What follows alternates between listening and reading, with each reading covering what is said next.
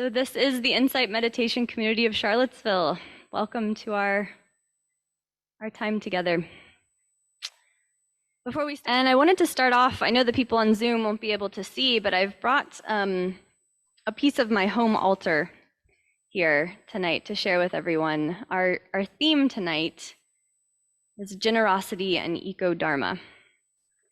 And so my altar has quite a few pieces of the natural world, gifts from friends, gifts from trees. And I wanted to bring it here tonight to kind of share a piece of what is sacred for me, and I know for many of us here. So along that theme of Ecodharma, I'd like to just take a moment to recognize the ancestors of this land, the stewards, both past, present, and future. Here in Central Virginia, that's the Monacan people. I'm also going to be sharing some stories tonight from time I've spent in Colorado. And so there, the traditional ancestors are the Ute and Arapaho peoples. So just taking a moment to acknowledge stewardship of this land.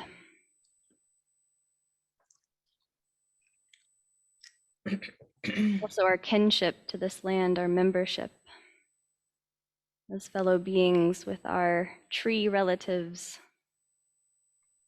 river and mountain relatives.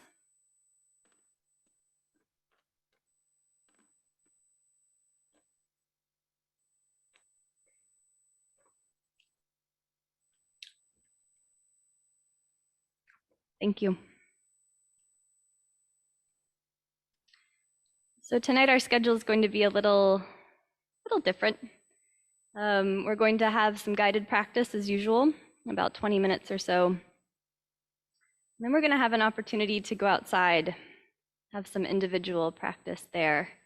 Whether you're here in person, there's several options outside the church. If you're at home, you know your options very well. We'll have some guidance around that. We'll start off here with some guided practice, though, around elements, earth, water, air, fire. So I invite you now to settle in to whatever posture is comfortable, feels nurturing.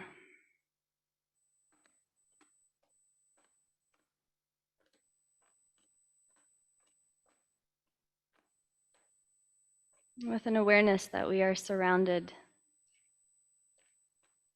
Whether we're inside or outside, we are surrounded by the natural world at all times.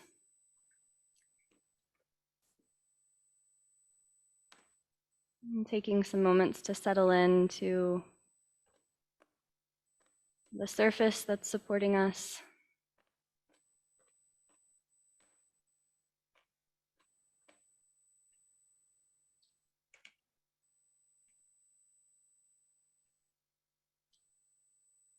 There might be an awareness that this surface, the chair, the ground,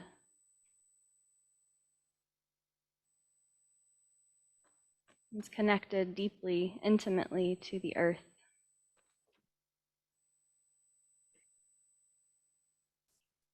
Noticing this body, the body's ability to settle, be received by the earth.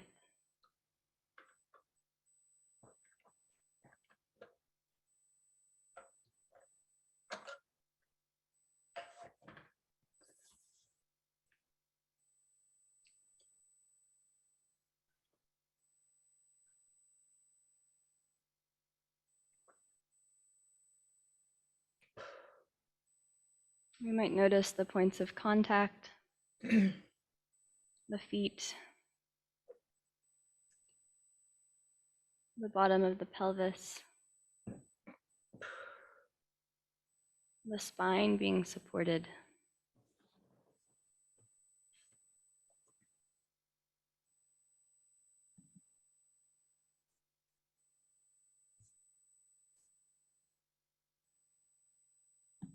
And a gentle noticing that there's support, grounding, solidity, external to the body and also internal.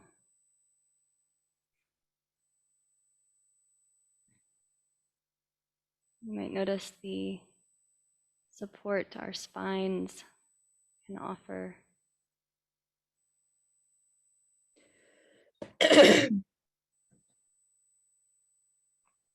Notice the weight of the body, the support of the pelvic bones.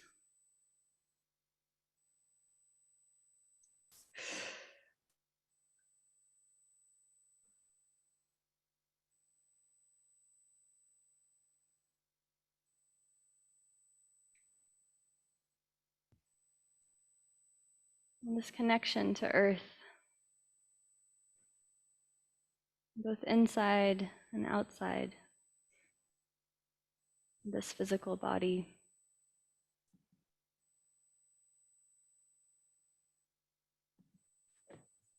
Inviting any settledness,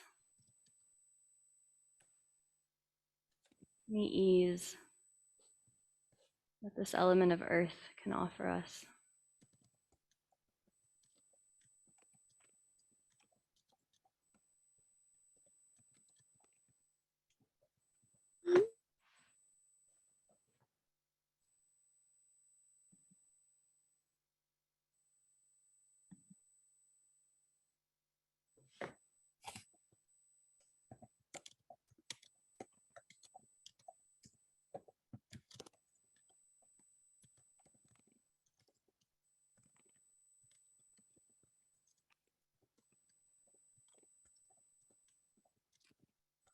And from a place of relative stillness,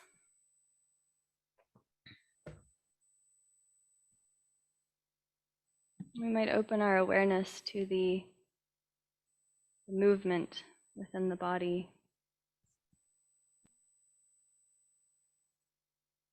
a sense of the water element.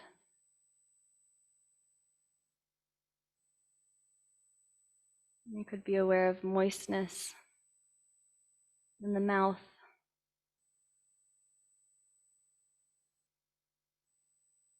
and the capacity for tears in the eyes.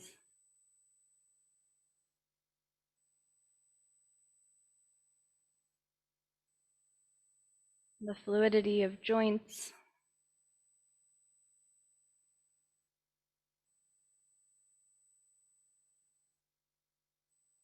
the flow, the internal processes of this body.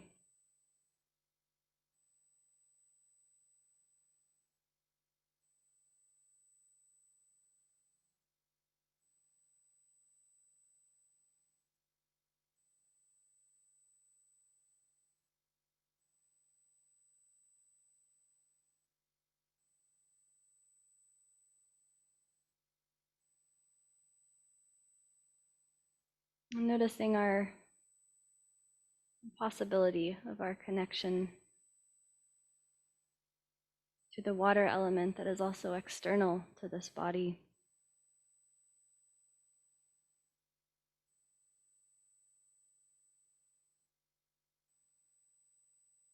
We might have a deep affinity for mountain streams,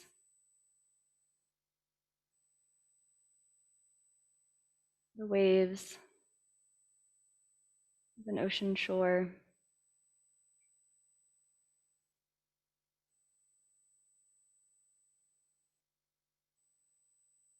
Noticing this interconnection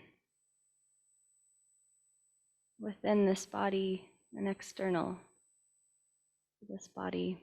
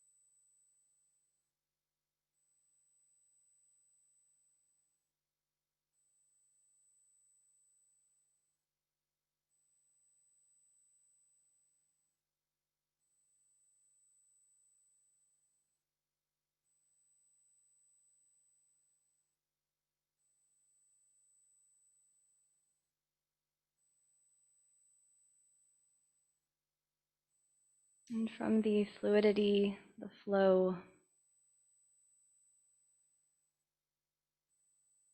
of the water element,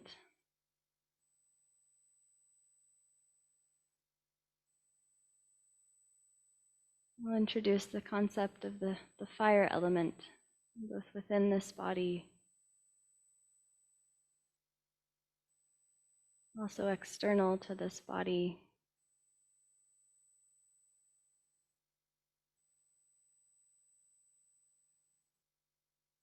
We might resonate with the power of the fire element in the form of the sun, especially this time of year. And becoming aware perhaps of the temperature of this body. There might be places where we feel heat, coolness.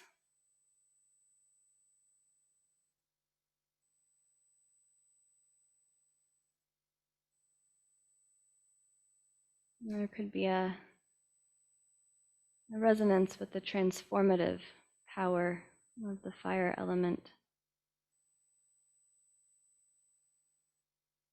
Perhaps bringing attention to our core, the digestive system of this body.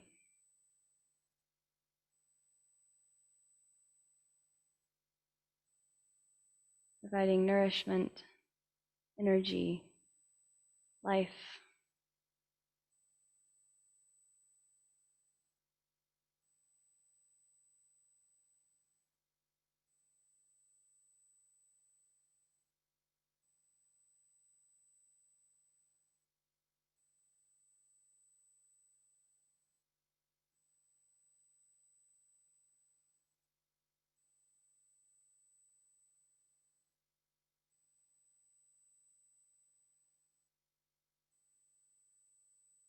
And finally coming to the element of air.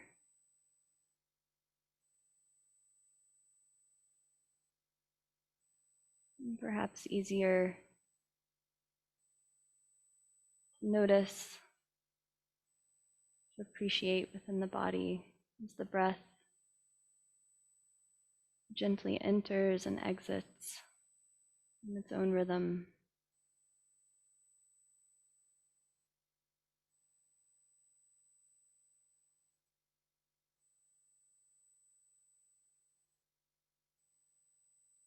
There could be an awareness of the spaciousness that's present. And the breath has found a gentle pace, a gentle relationship.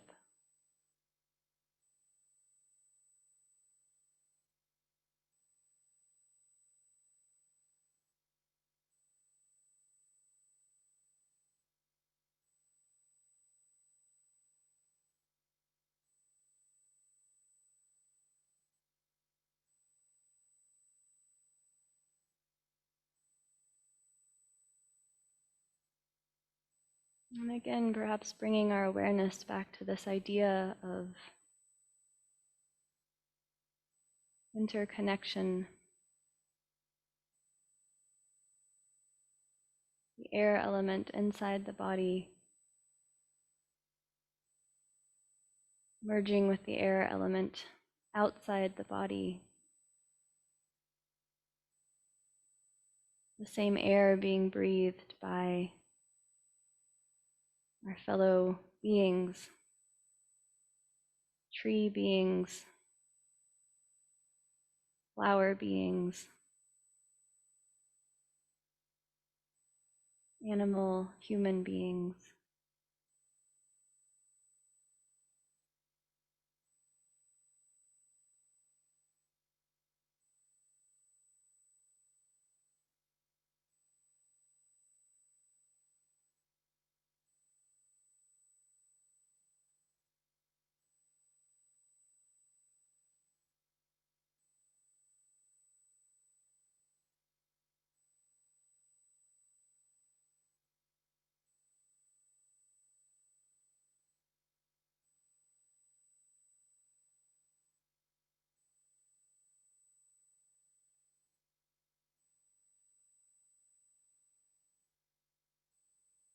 And we'll spend a few minutes of silent practice together.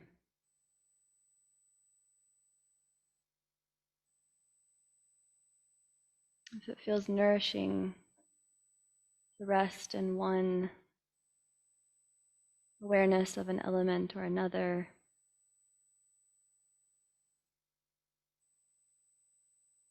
perhaps resting in a felt sense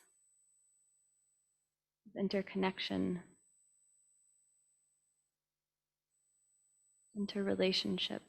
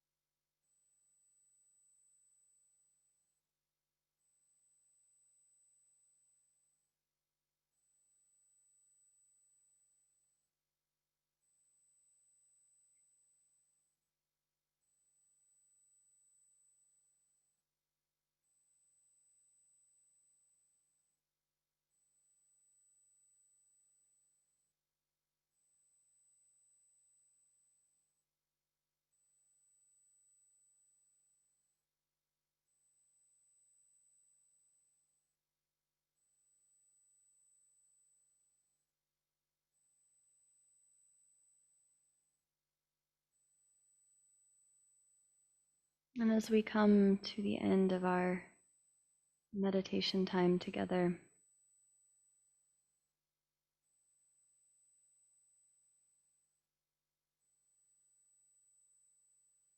perhaps taking one final moment to return the awareness to this idea, perhaps embodied sense of interconnection.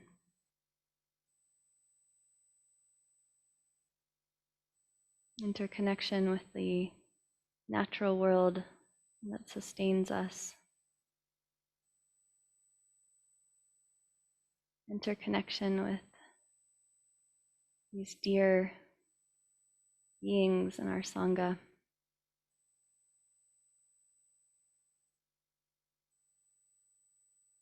And as members of a global community here on earth.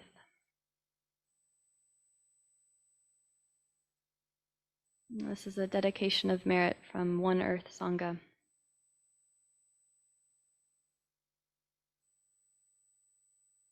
May all places be held sacred. May all beings be cherished. May all beings everywhere delight in whale song, bird song, and blue sky. May all beings abide in peace and well-being, awaken and be free.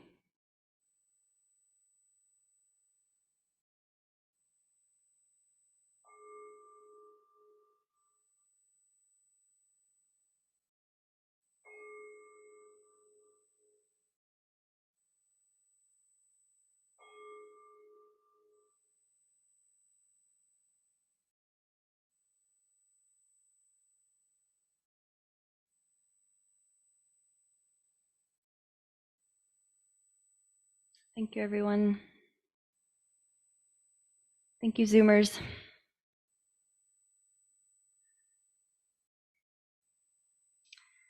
So I cut our meditation a little short this evening because my intention is to have 2 periods of meditation. One kind of the formal one that we just practiced together. And the other is an opportunity for, if you're willing, less formal outdoor practice in nature. For those of you here in the church, I brought bug spray.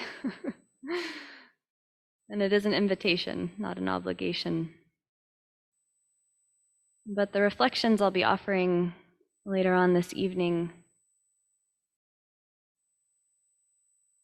are tied up in this idea of being versus doing. And so often I can at least, go into nature with a plan, gardening or going on a hike, getting somewhere.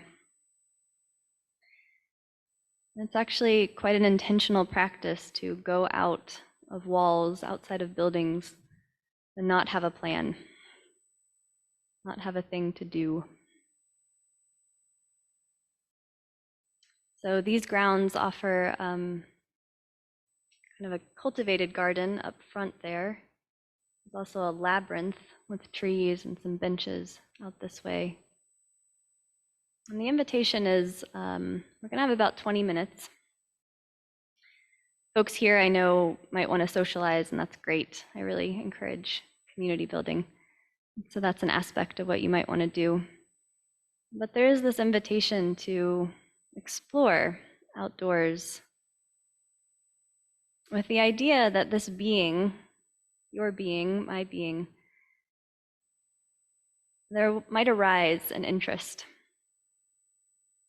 You might see something and think, yes, there. You might hear something, might be the light in the trees. And spending some time with the senses, if that feels comfortable for you.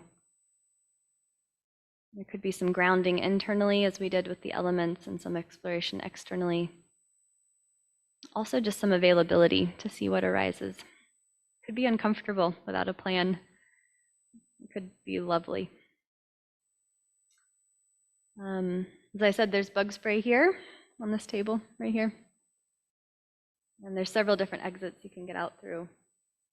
If you're at home, I'll be ringing a bell here in 20 minutes.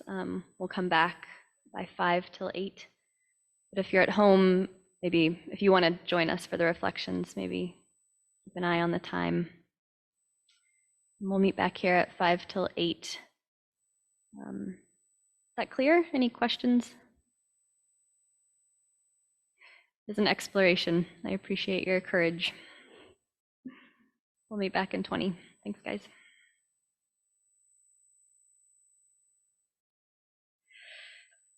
So I've got some brief remarks for us this evening. But before I start, there's this invitation to reflect on whatever adventure we were just on, individually and collectively. I find for myself, and I think this is a human phenomenon, we tend to highlight the negative and forget the positive. So as we settle back in to our seats, maybe just taking a moment and noticing if there was any moments of goodness, moments of connection,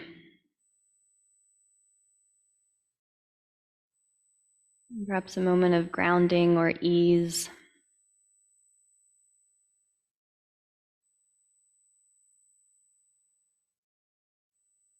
And if there was anything like that, really being intentional for the next 15 to 20 seconds, and noticing the felt sense of that goodness in this body.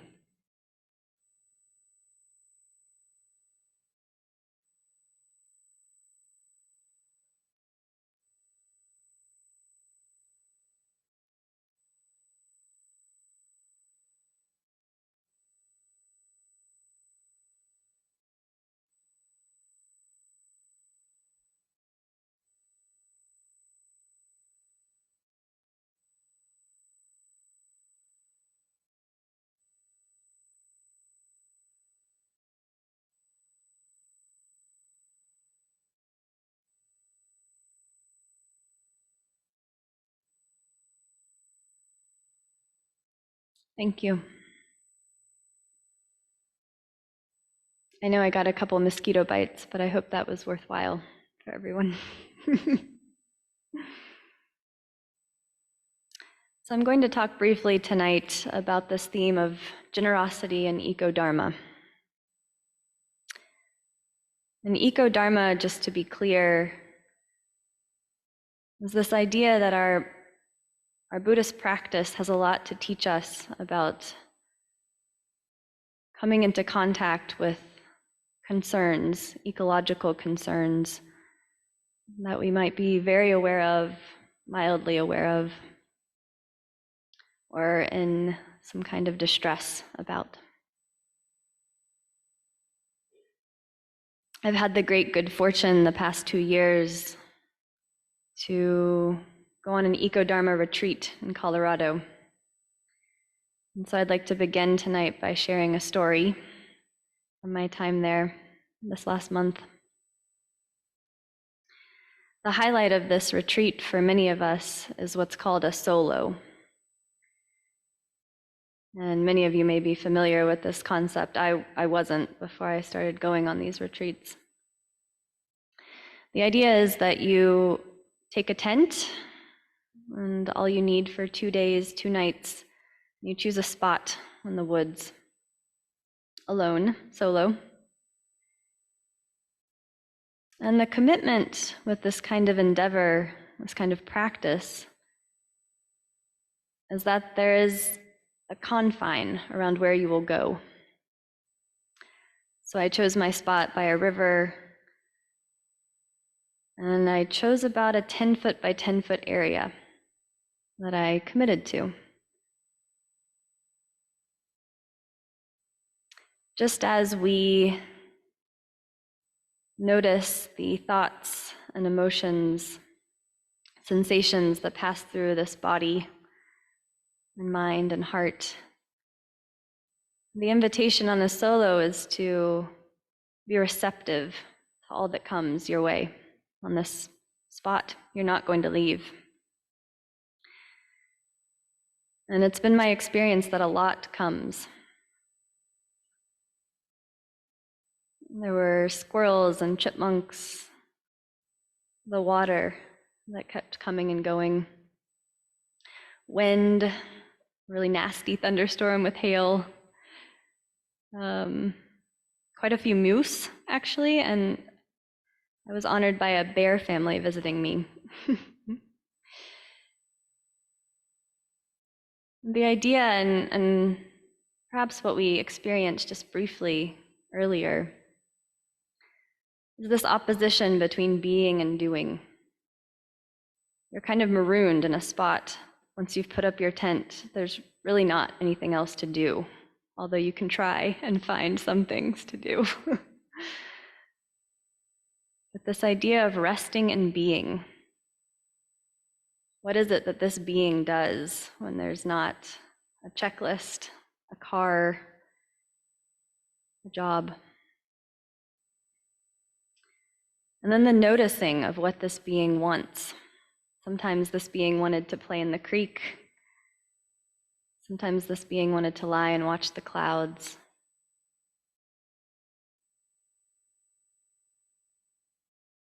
And noticing the internal storms, the external storms, and that connection, the interbeing.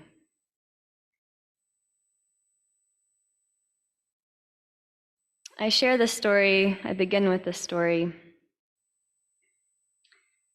because it seems crucial to me, to this understanding of what Ecodharma could teach us in our Buddhist practices. The idea of interbeing seems to me to be on this, it's playing between the relative and the absolute. We are relative beings. This skin, this body, is distinct from those bodies. And yet with element practice, or perhaps another portal,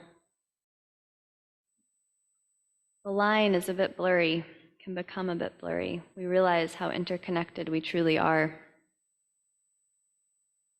The same air, the same water, the same earth is within us and external to us. And as we learn in Buddhist practice, as many of us know so well, it's possible to come back to these same themes and go deeper, uncover different layers with each dive that we take into interbeing, perhaps, or interconnection. So tonight, I'd like to share a quote on this idea of interbeing, reciprocity. One of my superheroes is Robin Wallkimmer. I know many of you are well aware of her book, Braiding Sweetgrass. This is one of my favorite quotes. She's an indigenous ecologist, scientist, superstar. These are her words.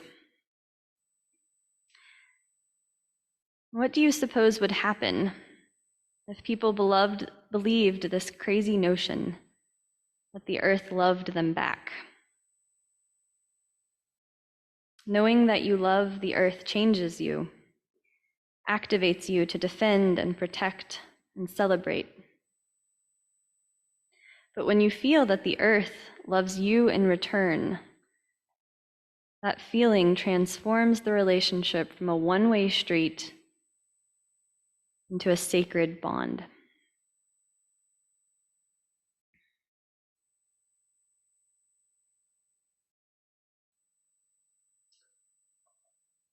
Many of you may also be aware of the work of Joanna Macy, who's very integral in this sphere of Ecodharma. Some people consider her the grandmother of Ecodharma. And a crucial piece of her work is this idea of coming from gratitude.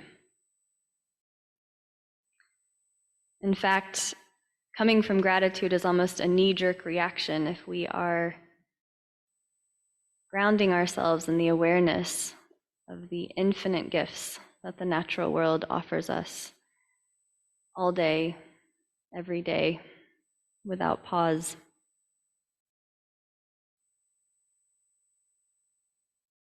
There are the tangible gifts that the natural world gives us.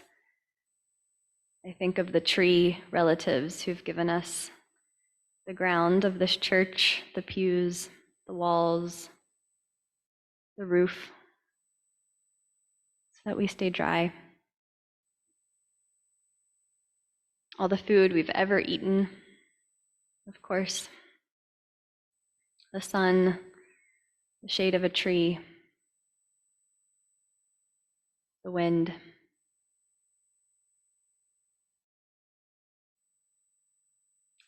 But there are also these intangible gifts that are equally valuable and that can become somewhat of a practice if we're open to that.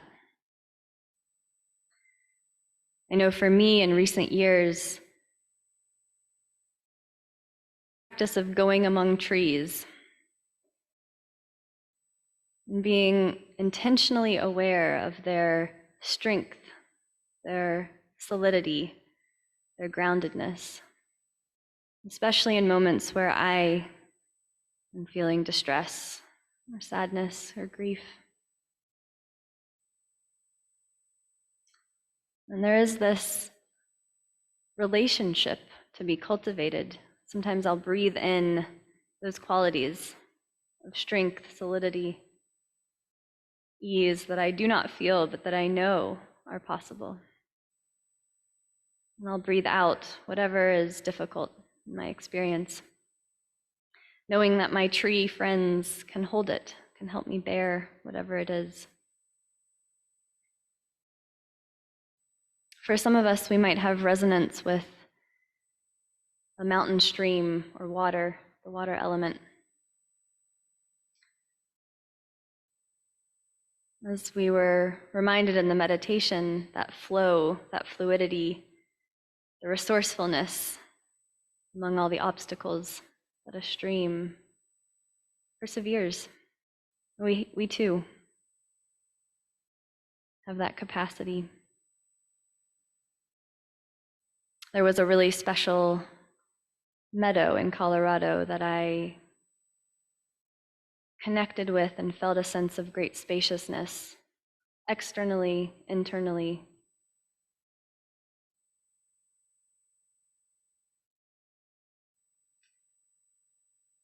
So in light of all of these tangible and intangible gifts,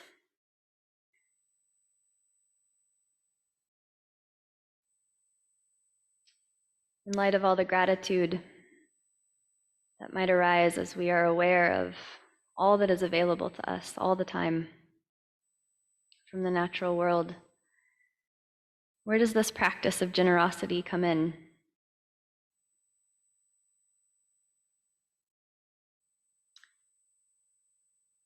Generosity, it seems, is a real current of the Buddha's teachings. If you look for it, it arises everywhere. Generosity is one of the 10 spiritual perfections, one of the gifts of our practice we can be assured of as we deepen. And there's so many avenues through which to access generosity. One of them is this kind of spontaneous arising. You might have noticed all of a sudden you've given away a book or a meal or $5 to a person next to you. It wasn't planned, it happened. It's a really beautiful gift, that kind of spontaneous arising. But there's also this intentional cultivation of generosity much in the way that many of us may cultivate a daily practice of some kind, a daily sitting practice or metta practice, loving kindness or compassion. Generosity, like these other forms, can become strengthened and built like a muscle.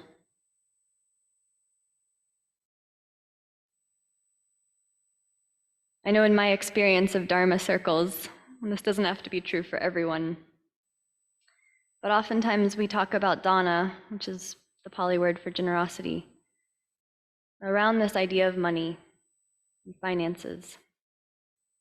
And it is, of course, so worthy and noble to give financially. Oftentimes that giving is interpersonal or to a community.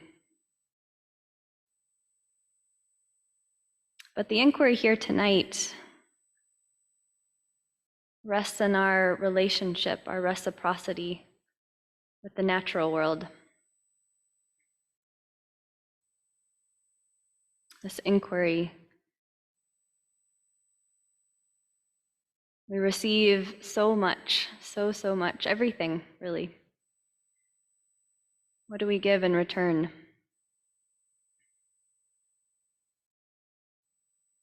When I was putting this talk together, I had a really funny thought of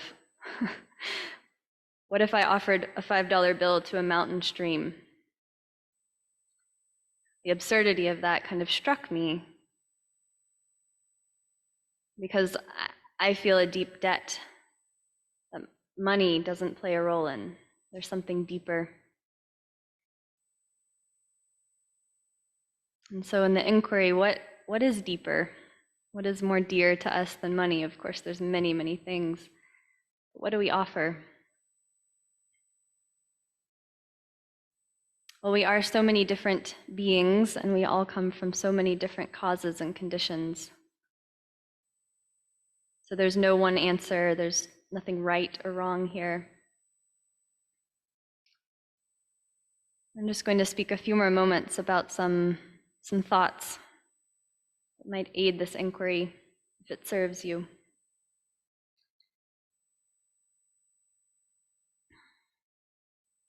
We have our time, we have our attention, this ability to direct our attention.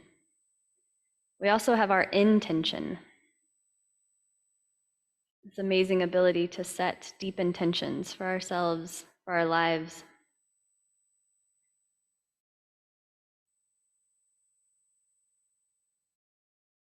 I don't know about anyone else present tonight, but I have a deep belief that trees respond to our appreciation.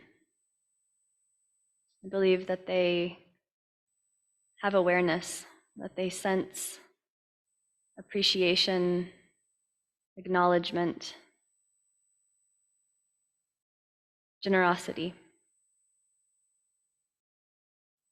I believe that trees love us back, and not just trees, but mountains and rivers, the soil, the wind. It occurred to me that generosity of spirit in relationship to the natural world might be this shift in perspective that Robin Wallkimmer advocates. In fact, that Indigenous people have always advocated. That there is an animacy in the world, that the world does love us back, and that it matters that we love the world, and that we show that love.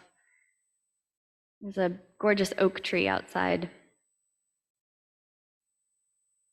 I have to believe that it likes when I touch it, and that it appreciates being seen, just as I appreciate being seen.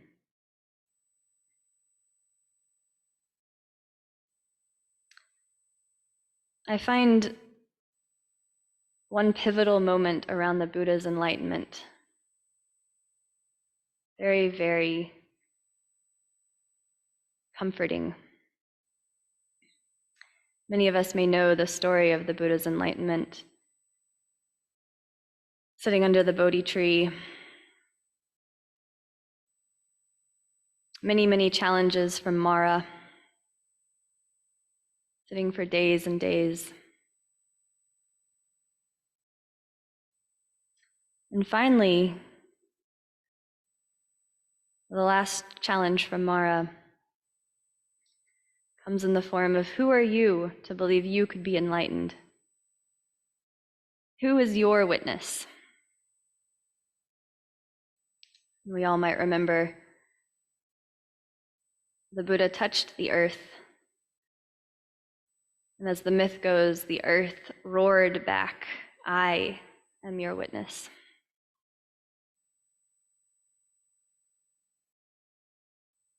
We don't exist without the earth, and the earth speaks, loves us back.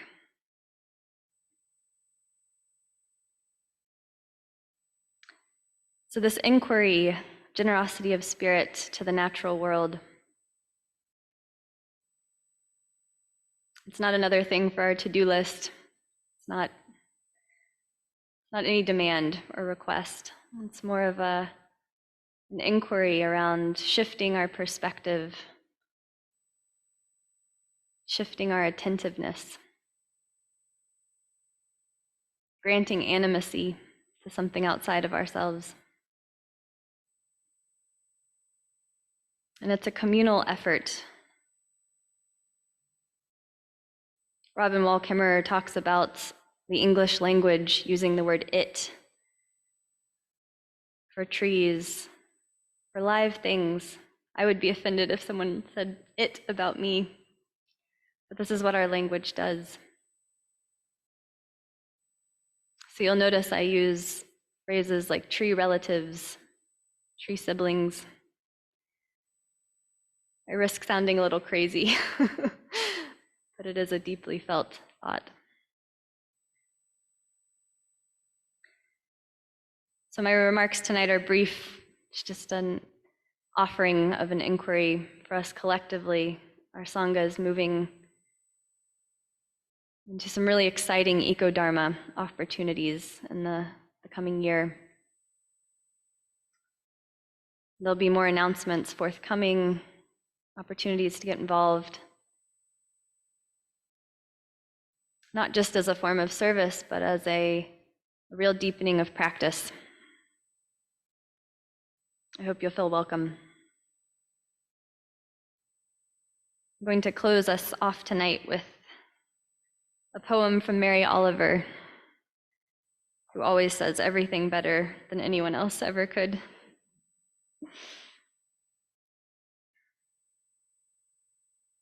I invite you to settle back into your body.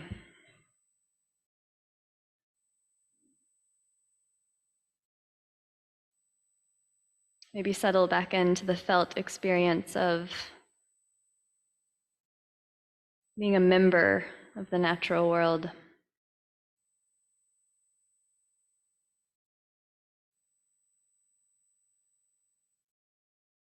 With all the support and connection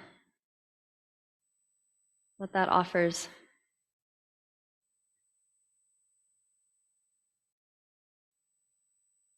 Mary writes, "When I am among the trees, especially the willows and the honey locust, equally the beech, the oaks, and the pines, they give off such hints of gladness. I would almost say that they save me, and daily. I am so distant from the hope of myself, in which I have goodness and discernment, and never hurry through the world, but walk slowly and bow often. Around me the trees stir in their leaves and call out, 'Stay a while.' The light flows from their branches. And they call again. 'It's simple,' they say. And you too have come into the world to do this, to go easy, to be filled with light, and to shine."